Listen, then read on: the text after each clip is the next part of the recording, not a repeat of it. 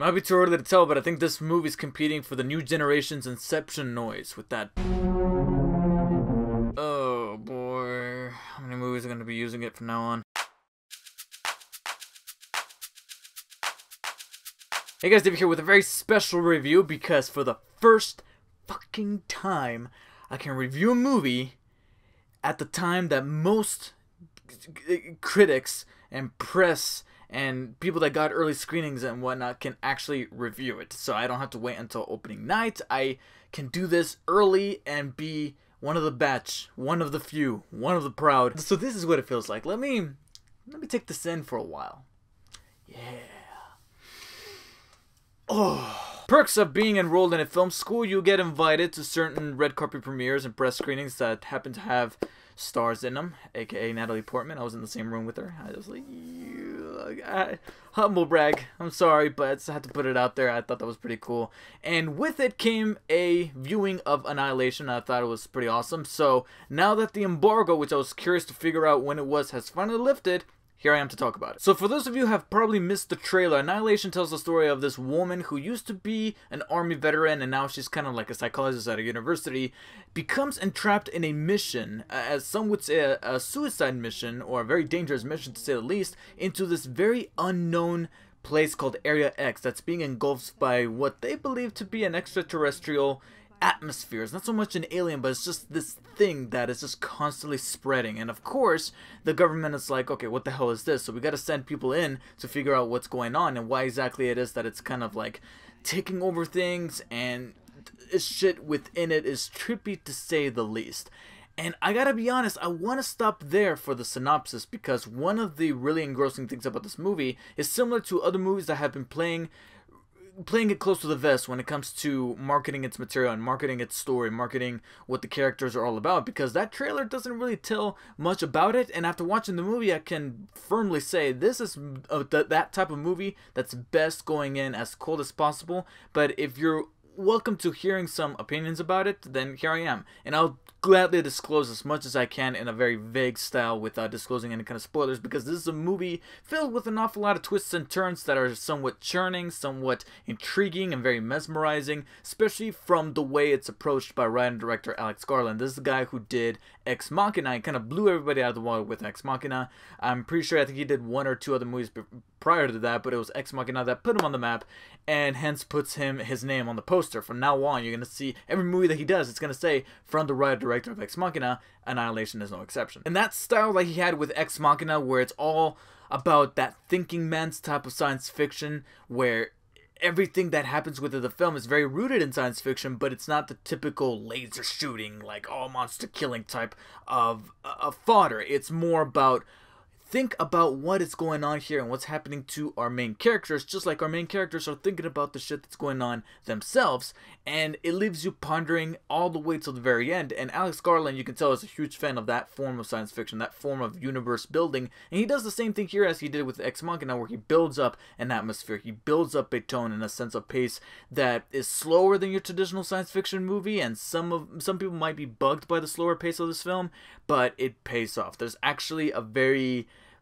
firm and very satisfying payoff, in the sense that, oh, that scene wouldn't have been as effective. And I'm not talking about a scene in particular, but I'm just talking about as the movie progresses and you see scenes happen where you're like, oh shit, I was not expecting that. That oh shit factor probably wouldn't have happened if it was for the slow pace, and you kind of look back at it and go, oh, so that's why I was waiting.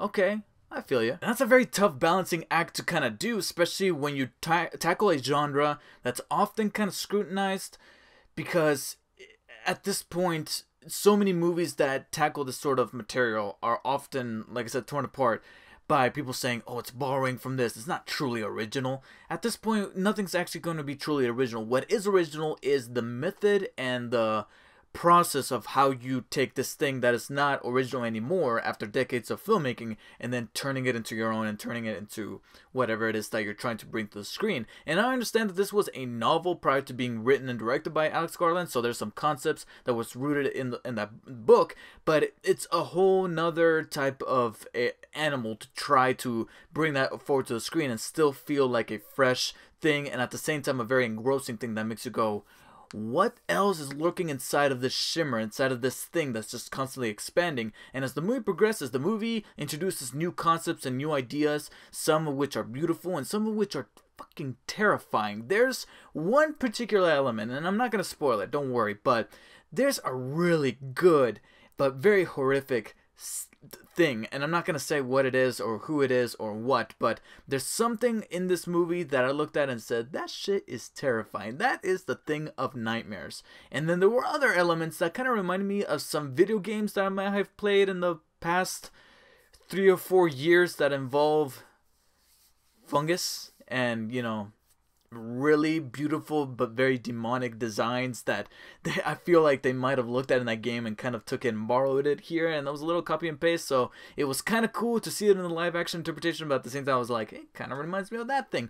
But at the same time, it's orchestrated and done in a very well and creative way that you can tell Alex Garland is really passionate about this sort of stuff. Of course, none of these things that I'm mentioning is rather terrifying and rather engrossing wouldn't be filled and really fleshed out if it wasn't for your main protagonist as well as your group of characters you're kind of following along on this expedition. And Natalie Portman hits that out of the park once again. There's a reason for why she gets paid the big bucks. It's the reason for why she's got a massive bodyguard. It's because she is a marvelous talent. Some people have likened her to being this generation's Audrey Hepburn, and I really cannot argue against that because she brings the talent, she brings the charisma, and this character is a very, very nuanced one. It's a very well developed one. Some may argue that she has an aspect to her that's kind of explored during the first opening that can kind of be debated whether or not it makes her a sympathetic character or a flawed one, or one that you can't exactly get behind because of some of the things that she kind of made decisions on, and that's cool, but it's done really well by her performance, as well as the remainder of the cast by Jennifer Jason Leigh, as well as Tessa Thompson and Tuva Tukovny, or I'm probably butchering her last name, but she was really well in her role. The only little blemish, which will probably fill in as my formal complaint, because I gotta have one about every movie, even the movies that I really like, would have to be Gina Rodriguez, I think is her name. She plays Jane the Virgin from the show Jane the Virgin, which received an awful lot of acclaim. That's mostly where people will recognize her from. She was terrific for the first half of the movie. She gets introduced, and for the first act or so, for the first half of the movie, she is exceptional. She was really good. She sold me on her character, and she sold me as her role fitting into this group and what exactly type of role and what she brings to the table amongst this group of all-female soldiers or scientists or whatever they're trying to do inside of this thing.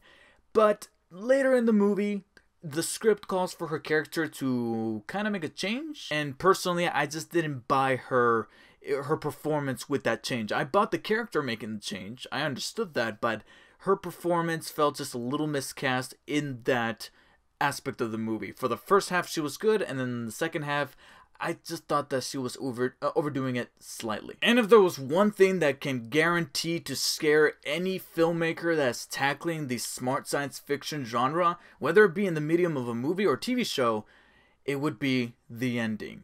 And I gotta be honest, the ending for this movie, it's not bad or good. It's just a conversation starter that by the end of it, you still don't know, at least personally, I don't know how to feel about it. I can't say it's a good thing that I absolutely loved, but I can't say it's a bad thing either. It didn't piss me off. It just made me go, okay, let's cycle back around to certain shots and certain red herrings and clues and details that were kind of strung together as the movie progressed, whether it be embedded onto our characters or embedded into the storytelling aspect of the movie, and makes me want to catch the movie a second time and maybe, just maybe, do a separate video tackling the ending, because there's so many things that could be kind of torn apart and picked apart and analyzed under a microscope about the ending, because it is that type of movie. So it could potentially leave you guys split down the middle as to whether or not you liked or disliked the ending, because it is that type of film. So I'm warning you ahead of time.